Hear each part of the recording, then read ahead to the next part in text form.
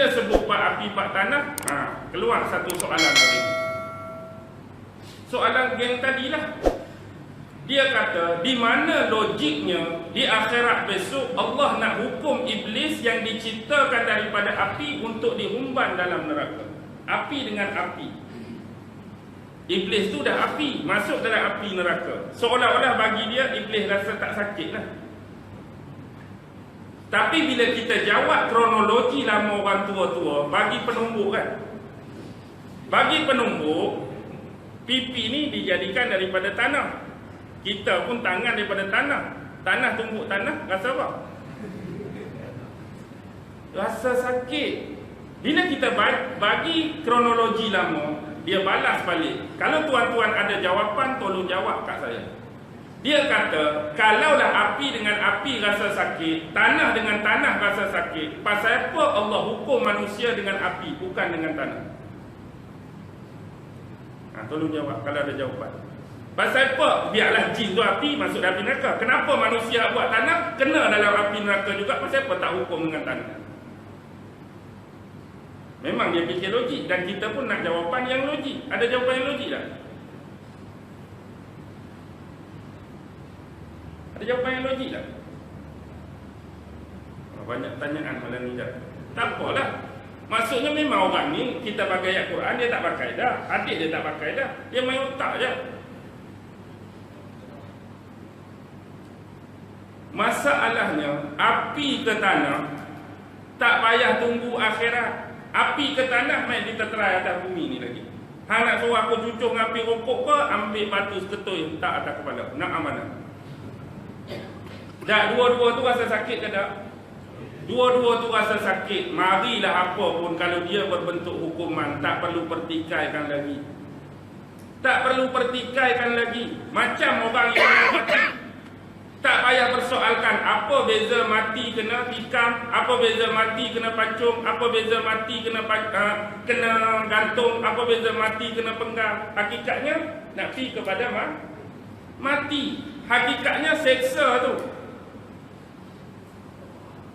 Seksa tu wujud, seksa tu ada. Tak payah nak pertikai isu material apa, bentuk penyeksaan mana yang kamu nak kena seksa. Baik. Kita tengok analogi yang mudah saya nak bagi. Dengar betul-betul, kita tengok between dark and light. Sisi putih dan sisi gelap. Ada seorang pekerja yang mana dia bermula daripada bawah dalam satu syarikat ataupun perusahaan. Awal-awal dulu dia jadi security guard. Bila pengarah tengok bagus kerja dia ni, tengok pasukan awal datang, kerja berdisiplin, rajin. Pengarah kata, kamu ni bagus, jadi aku nak lantik, kamu nak up sikit, kamu jadi driver pula. Jadi tinggallah security, ganti orang lain, dia pun jadi driver pun. Duk dalam driver pun bagus, rajin, disiplin, berkualiti. Kamu tak payahlah kerja kat luar, kamu kerja dalam pejabat, jadi kerani. Dia pun jadi kerani. Pendek cerita, bagus juga jadi chief kerani, bagus juga naik department tu, pi cawangan tu, pi jabatan tu. Last kali 30 hingga 40 tahun dia bekerja di situ, dia jadi orang nombor 2 dalam syarikat. Kalau nombor 1 director, nombor 2 apa?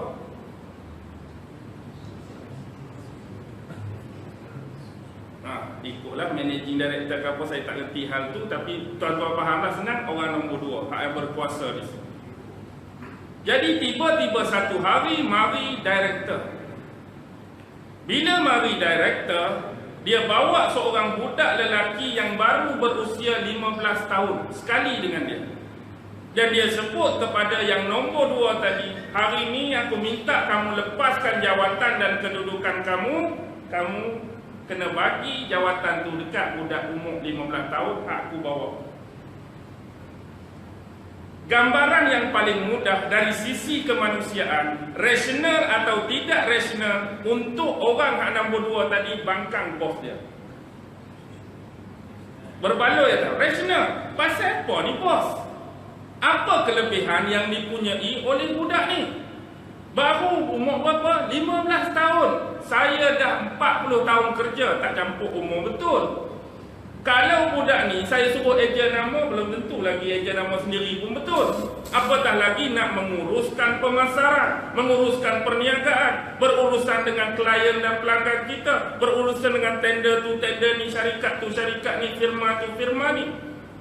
Dan tak terbukti mana-mana qualification ataupun sijil yang dia pernah ada kualiti terbaik dalam perkhidmatan dia. Tiba-tiba nak duduk jawatan ni. Bagaimana dengan saya yang bermula dari bawah? Tuan boleh tengok, saya jadi security guard dulu, bagus, ni sijil dia. Saya jadi driver dulu, bagus, ni sijil tuan bagi. Saya jadi chief, kerani-kerani jabatan tu semua ada, terbukti. Tapi kita perlu ingat, yang hadut saran kepada dia, anak suruh ganti tu siapa? Siapa bercakap dengan dia tu? Director. Bila director, kita nombor 2, apa-apa pun kita kena terima. Kena turun. Kena buang, kena pecah. Kuasa kita hanya orang bawahan kita, tak lebih daripada orang atasan kita. Itu kita sebut director lah. Tapi kalau dalam cerita seniman Mujalabku, director Ahmad Nisfu pun kalau ada manager Kemak Hassan tak ada masalah. Sebab director nak lagu lain, Kemak Hassan kata okey. Dah, director memang merapu dah kamu 3 ekor ni. Tapi saya tengok kamu 3 ni berkenan lah. Nak buat kata nak. Lain kita cakap, lain yang dia suruh, dah jadi seniman kan. Ni kata nasib. Baik, kembali. Bila habis tentu satu analogi lain. Analogi ni juga tentang seorang pekerja. Yang mana pekerja ni, dia bekerja di satu syarikat. Tetapi director, bos dia memang nak transfer dia ke cawangan lain.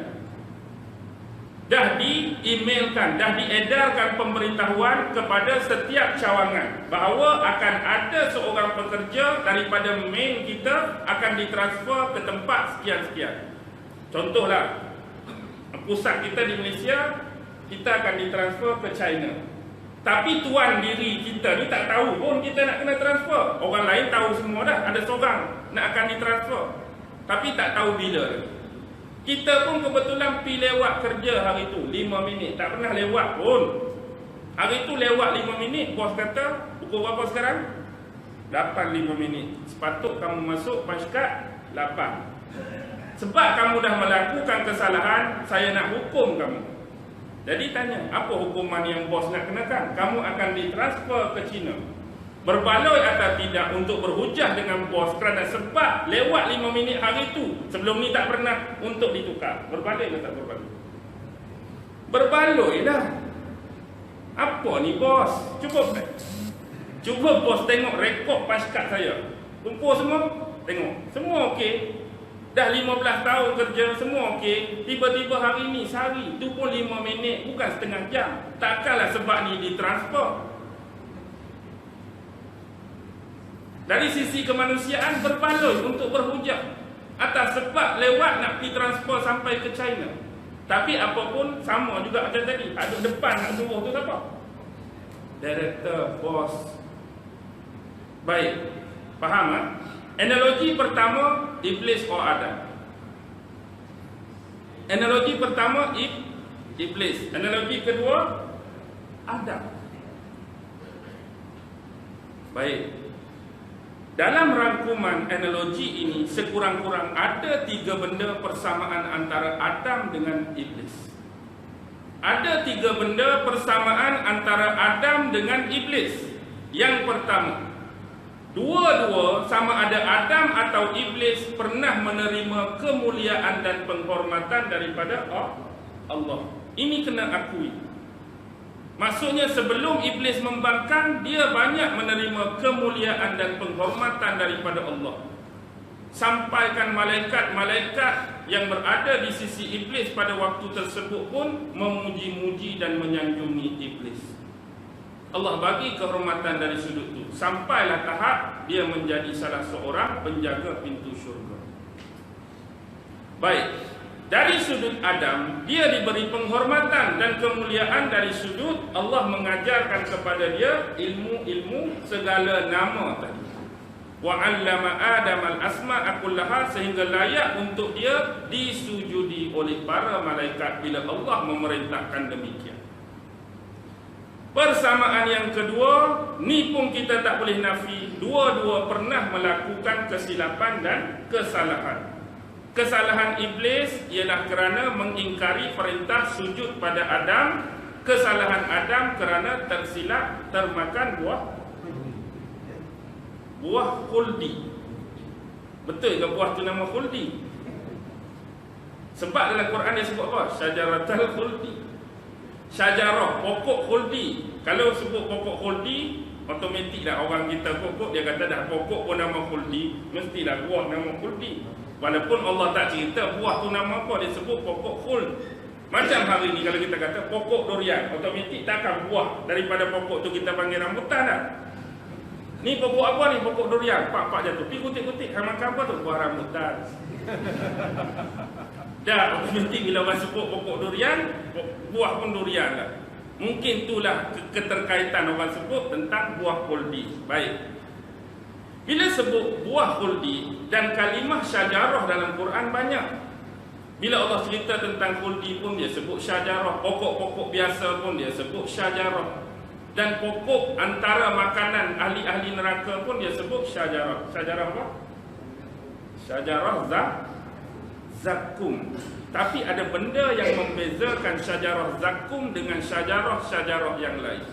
Tengok pada bentuk ejaan. Syajarah lain semua Allah tulis, bukan Allah tulis, manusia lah, sahabat tulis dalam Quran tu dengan ta marbutah. Shin, jim, ra, ta marbutah syajarah. Tapi untuk zakum ta buka. Why? Kenapa? Syajarah khuldi ta bulat, pokok-pokok biasa ta bulat. Tapi bila syajarah zakum, pasal apa ta maftuhah? Padahal nak cerita pokok juga. Ini nak cakap balaghah dan seninya Al-Quran untuk membezakan tentang pokok azab daripada pokok-pokok lain. Baik. Yang kedua, dah selesai. Maksudnya termakan buah khuldi hanya sebagai asbab nak keluar saja. Yang poinnya dalam ilmu Allah memang dia dah transfer dah. Memang nak kena transfer. Dah diberitahu dah akan ditransfer. Cuma tunggu masa buat silap. Kawan tu pun tunggu masa je. Apalah kebetulan hari tu juga pilih buat 5 minit dah. Satu hak dia nak cari ni. Nak cari hak lain tak boleh dah. Kerja bagus, hak lain dah ni nak peluang. Hari ni dia terbuat lagi. Jadi itulah peluang nak transfer. Jadi kalaulah isu buah ke tak isu buah, transfer ke tak transfer, tetap akan ditransfer. Kalaulah asbab lain sekalipun, tetap akan ditransfer. Tapi menjadi sebab dalam ayat Al-Quran ialah kesilapan termakan buah tadi. Itu yang kedua. Yang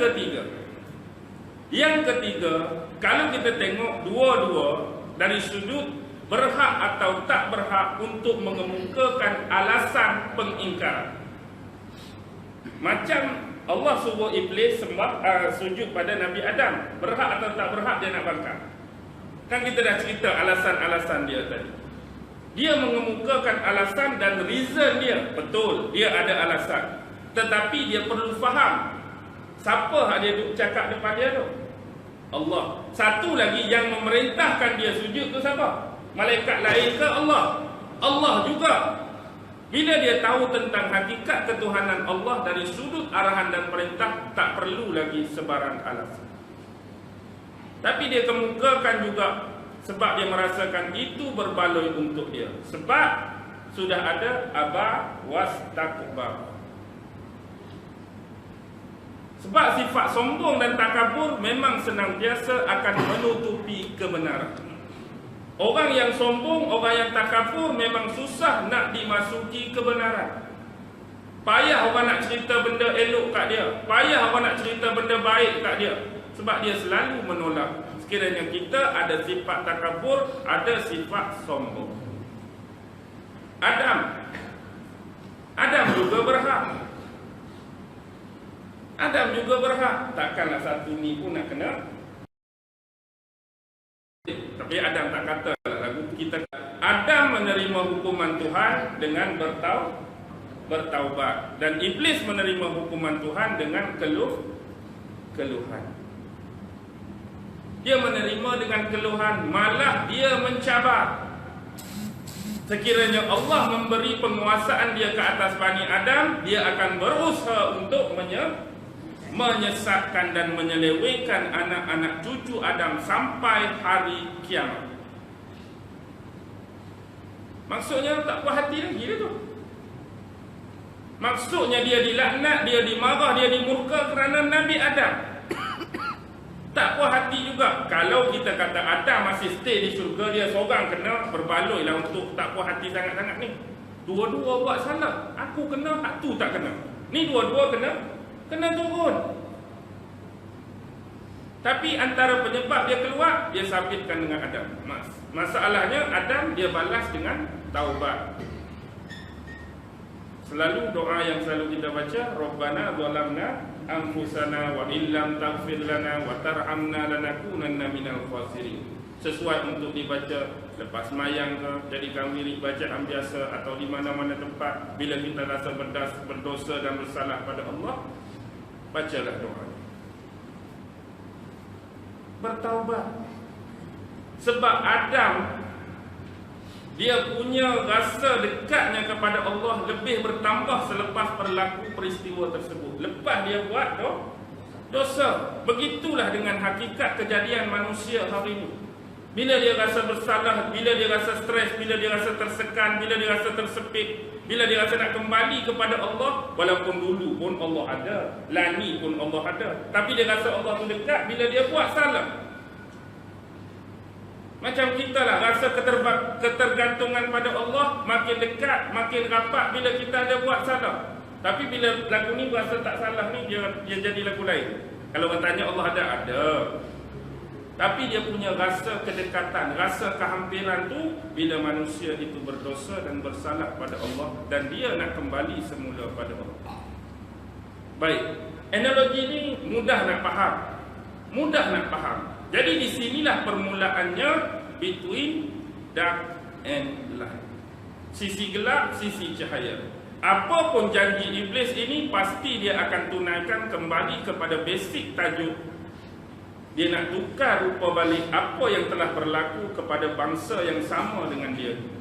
Jawapan daripada malaikat, kenapa dia membangkang waktu Allah nak menciptakan khalifah? Sebab penduduk jin di bumi selalu melakukan kerosakan. Dan iblis nak menunaikan kembali janji dia supaya yang dikatakan khalifah terbaik oleh Allah ini akan melakukan benda yang sama penghujung akhir zaman. Dia nak baka ini, keturunan ini juga membuat hal yang sama, melakukan sebanyak-banyaknya kerosakan, pertumpahan darah dan pembunuhan di hampir hari kiamat kelak. Dan sekarang berlaku ke tak berlaku? Inilah yang sedang berlaku. Dan iblis sedang menunaikan agenda dan janji dia terhadap Allah Subhanahu wa taala.